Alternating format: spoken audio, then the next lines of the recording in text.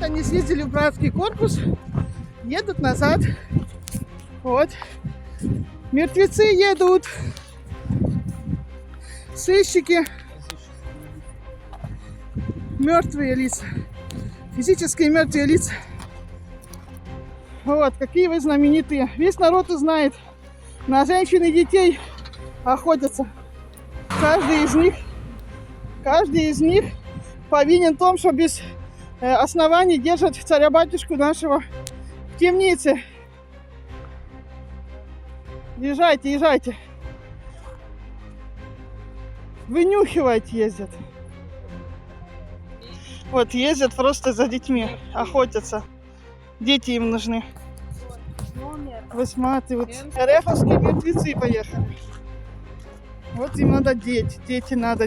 Покоя никак не дадут.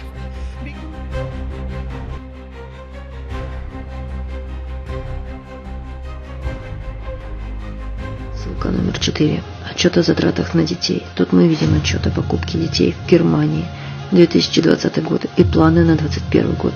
На скане практически не видны. Видим, что ребенок в Германии стоит около 38 тысяч евро.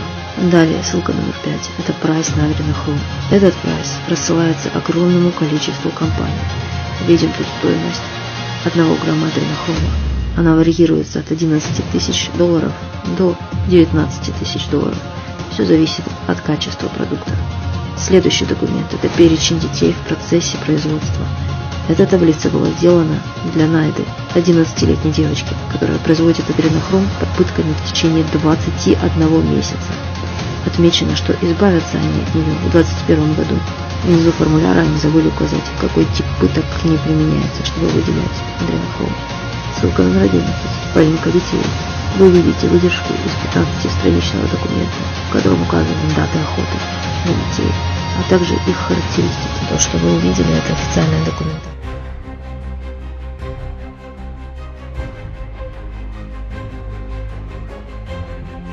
Нам приехали, не понять кто, какие-то соседи, что-то от нас требуют.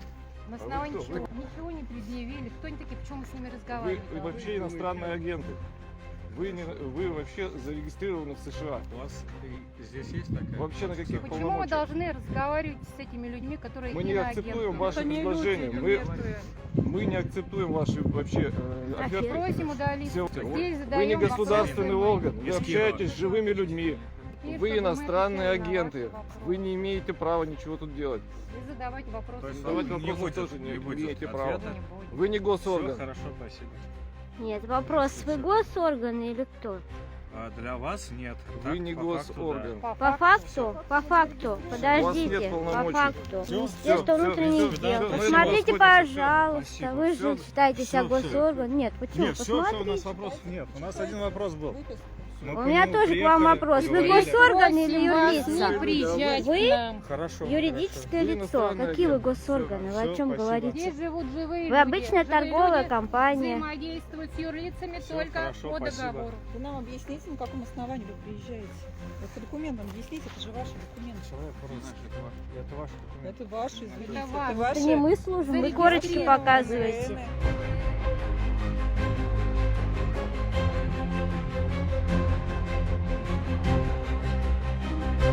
Христос воскресе! Я верующая православная христианка, верно подданная государя Зосимы Романовны. Верю всем сердцем, что Русская Православная Церковь Царской Империи истинная. И все, кто собрался в обитель Боголюбова, в это верят всем своим сердцем. И вот мы видим и чувствуем боль очень сильную, когда к нам приезжают на нашу обитель, нападают слуги антихристовые. Иудействующая власть, которая пытается отнять у нас самое драгоценное, от материнского сердца, оторвать наших деточек.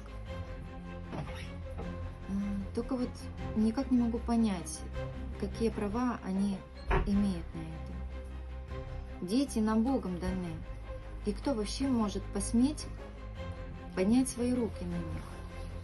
Они нам даны Богом, и только Господь их может забрать, когда Он захочет. У всех свой жизненный путь. Родился человечек, ушел. Всему свое время. И вот эти иудеи поднимают свои лапы на наших детей. Самое смешное и самое ужасное начинается с самого рождения. В роддоме уже начиная, наших детей ужаливают, делая из них духовных физических коллег. Но мамочки почему-то не хотят в это верить и закрывают глаза. Хотя многие об этом кричат, многие. А потом мучаются, бегают по больницам и не могут понять, а почему дети больные. Рождаются здоровые, а через пару месяцев они уже инвалиды. И дальше больше. Потом приходят соцопеки по домам. Да, медики проверяют. Я сама мама, и у меня сердце разрывалось, когда приходит соцопека, медики, и что вы думаете? Они заходят и спрашивают, а где у вас телевизор? Они заходят в семью мою и спрашивают, а где у вас телевизор? Потому что для них это дико, они не видят телециклоп. Они не спрашивают, а есть у вас красный уголок? Там, где нужно поклониться Пресвятой Троице. И это сердце мое просто разрывалось, когда я говорю, нет, у нас быть не может. И то бишь мы уже какие-то изуверы, мы неадекваты, раз у нас нету вот этого телециклопа в нашей семье. И прочие моменты. Приходили, например, девочка, я сама была свидетелем, приходит соцопека, смотрит девочка, мы же православные, мы носим платочки на голове, для того, чтобы Матерь Божия нас покрывала, любила, защищала. И это не спрашивают, а зачем тебе платок на голове? Люди, у которых мамы и бабушки были, и носили эти же платы на голове. То бишь, понимаете, мир настолько изуродованный стал, что плат на голове смущает сердце человеческое. Их не смущают зеленые волосы и бритая голова у женщин, их это не смущает. И наши дети попали вот в такой изуродованный мир, к сожалению. И когда мы сейчас, матери православные, хотим вырвать наших детей из этого мира, воистину уродливого мира, то нам ставят все время капканы и преграды. Потому что им не нужны свободные, верующие, с чистой совестью, с честью, достоинством, те, которые будут желать гореть и защищать свою родину, свою маму, Матерь Божию, Пресвятую Троицу. Им не нужны такие чистые души. Им нужны именно изуверы, которые будут истреблять и уродовать этот мир до конца. И вот я скажу, что и я горю сердцем своим, и все наши мамы из обители Боголюбова. Я думаю, многие мамы на Святой Руси, которые еще, пока еще не понимают и недопонимают, что происходит, они будут стоять до конца. И вот эти черношляпники, иудействующая эта власть, я скажу, что все мы чувствуем, что Господь грядет вершить свои суды. И мало вам не покажется. И никаких деточек вы наших не получите никогда и ни за что. Ибо пришел Государь за 7 романов, обещанный, обетованный. И скоро будет великая радость на земле тем, кто поверил и пошел. Ну а тем, кто осудил и не пошел, своя участь. Аминь.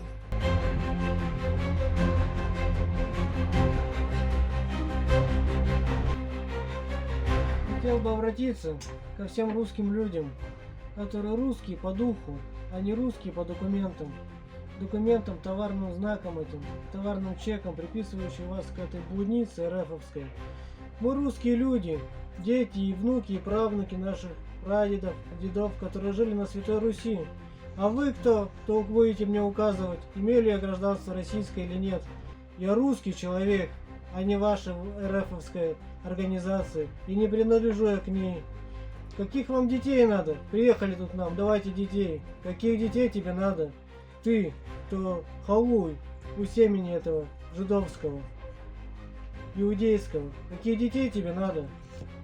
Вы во всем каналам пронесли имя нашей церкви, как секты. Какой секты? За то, что мы Бога не хотим предавать, а то, что мы стремимся каноны святых апостолов блюсти, не предавать Христа Бога нашего, не хотим регистрировать нашу церковь. Поэтому, русские люди, давайте уже будем вставать из-под гнета иудейского. Хватит нам быть в халуях у семени этого сатанинского. Давайте уже, братья и сестры, вспомним, что мы — это Русь святая. Как говорил нам святый благоверный князь Александр Невский, не в силе Бога, но в правде. Спаси всех, Господи, с Богом.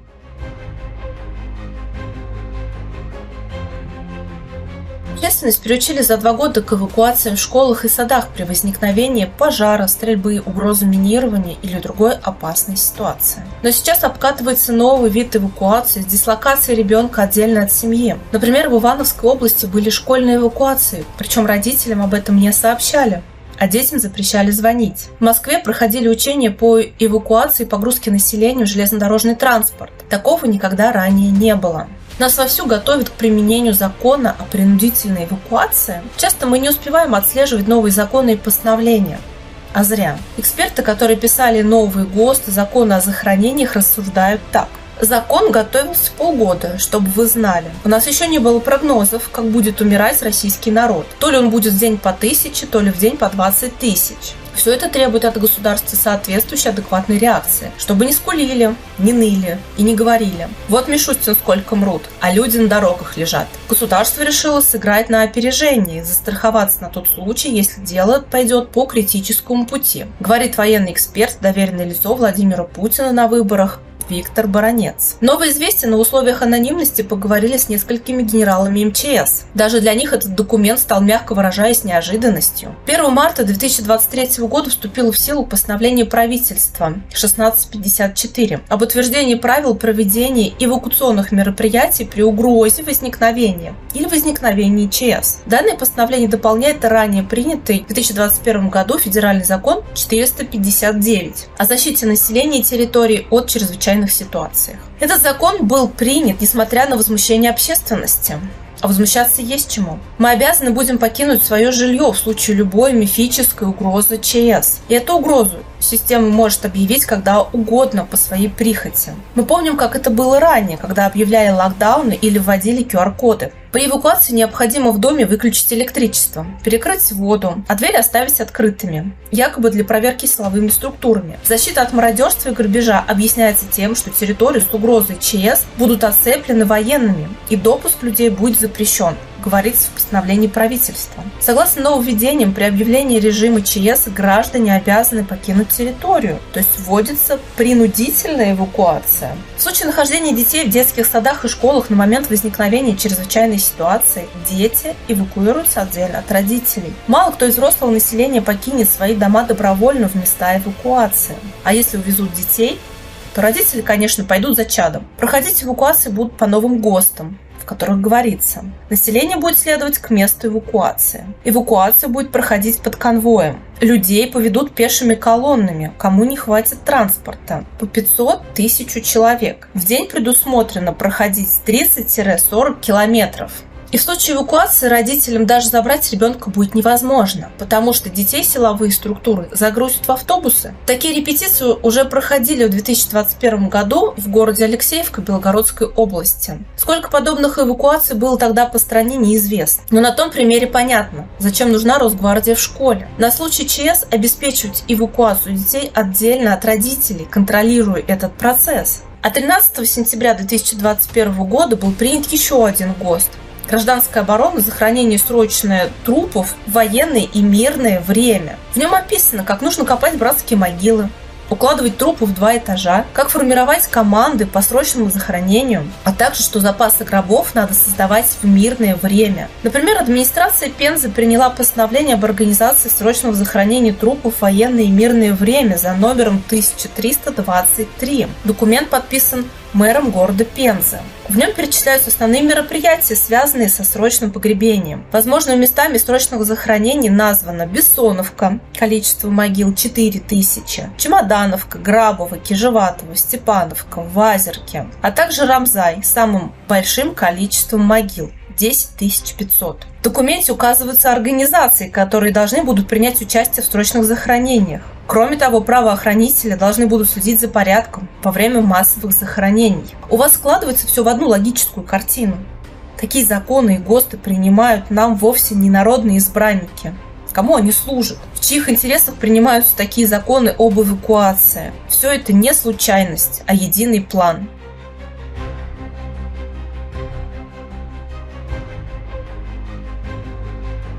Воскресе, русский народ! Мы хотим сказать, что мы никакая не секта. Русская православная церковь, Царская империя. Это истинная Божья церковь, единственная, не зарегистрирована на лапе Антихриста. Так как таковой страны, как РФ, Российской Федерации, не существует. Эта организация, она зарегистрирована в США и Великобритании. У них есть специальный номер 131-298-725-911. Это номер регистрации. Кто не верит, можете зайти, все в открытом доступе и проверить. Где зарегистрирована любая фирма, любая компания. Для этого существует вот такой сайт upic.de. Что такое UPIC? UPIC – это уникальный идентификационный ключ партнера. Зная UPIC, человек может получить всю информацию о любой компании или фирме. То есть вид деятельности, номер, если она здесь зарегистрирована. Давайте узнаем, где зарегистрировано и какой деятельностью занимается правительство Российской Федерации. Пишем название фирмы. Правительство Российской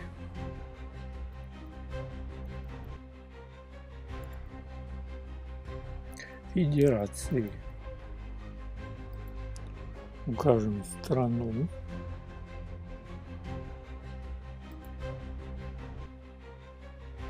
Нажмем поиск. И перед нами вся информация о правительстве России, правительстве областей различных, например, Челябинской области, вот Тульской области, Ростовской. Нажимаем правительство России. Зарегистрировано имя компании правительство России. Номер ДУНС 531 298 725. Офис находится по адресу 2 Краснопресненская набережная, строение 2. Почтовый индекс 103 274. Почтовый город Москва. Код страны 643. Номер телефона есть. Номер факса, соответственно, и вид деятельности. Основная ответственность Дмитрий Анатольевич Медведев. А вот здесь указывается вид деятельности. Вот вид деятельности СИК. Это штаб-квартира компании. То есть вид деятельности здесь в данном случае это штаб-квартира компании. Все. Чтобы вы знали, люди, что не существует ни полиции официальной, то есть это наемники, это азиаты, таджики, мусульмане, они наняты для того, чтобы подавлять просто народ. У них ничего святого нет, им не жалко ни женщин, ни детей. Они приезжают в обитель царя забрать детей, насиловать монахов, и при этом они рассказывают, что мы так переживаем за ваших детей, покажите нам их в окно, живы ли они или нет. Отдают им жидам, черношляпникам на жертвоприношение детей наших.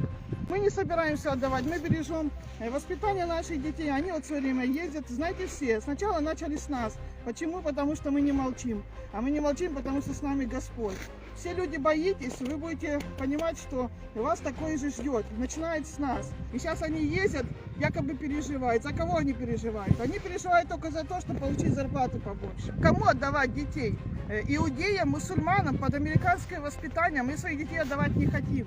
Наши дети, Богом нам данные, принадлежат только своим родителям. Приезжают в нашу обитель, в наши дома, в кельи и бьют наших братьев. Думают, что все им так спустится с рук, их не беззаконие. Приезжают, только стресс детям устраивают. Нет, детей не отдадим.